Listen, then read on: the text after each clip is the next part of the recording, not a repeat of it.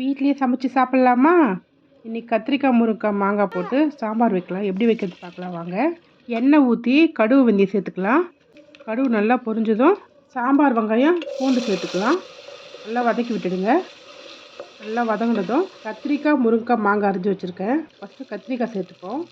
நல்லா கத்திரிக்காய் சேர்த்து வதக்கி விட்டுடுங்க. கொஞ்ச நேரம் வதங்கினதும் இப்போ நம்ம முருங்கைக்காய் சேர்த்துக்கலாம். அதையும் கொஞ்ச நேரம் வதக்கி விட்டுடுங்க. வீட்டில் அரைச்சி வச்ச மிளகாத்தூள் 3 ஸ்பூன் சேர்த்துக்கலாம். கல் உப்பு 3 ஸ்பூன் சேர்த்துக்கலாம். இதையெல்லாம் சேர்த்து நல்லா கலக்கி விட்டுடுங்க. 1 லிட்டர் தண்ணி அளவுக்கு சேர்த்துக்குங்க. நல்லா கொதிக்க விடுங்க. நல்லா கொதித்ததும் மாங்காய் சேர்த்துக்கலாம். மாங்காய் சேர்த்து ஒரு கொதி வந்ததும் 200 கிராம் துவரம்பருப்பு, 2 தக்காளி, மஞ்சள் எல்லாத்தையும் சேர்த்து குக்கரில் வேக வச்சுருக்கேன். அதையும் சேர்த்து இப்போ அதில் ஊற்றிடலாம்.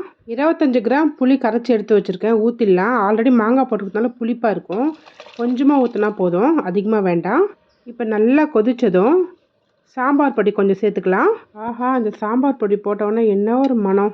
இப்போ கருவேப்பிலை கொத்தமல்லியை போட்டு இறக்கி விட்டுடலாங்க. இப்போ எப்படி இருக்குன்னு சாப்பிட்டு பார்ப்போமா? இலையில சோறு போட்டு வாழைக்காய் பொரியல், அப்பளம் வச்சுருக்கேங்க.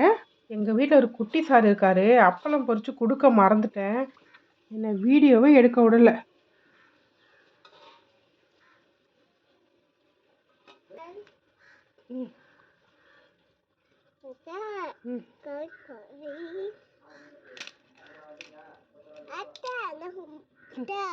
இந்த அப்பளத்தை எடுத்து சாப்பிட்ட அப்புறம் தான் அமைதியாக இருந்தார் சார். விறகு அடுப்பு செஞ்சதுனால இன்னுமே சூப்பராக இருக்குங்க சாம்பார் சாதம்.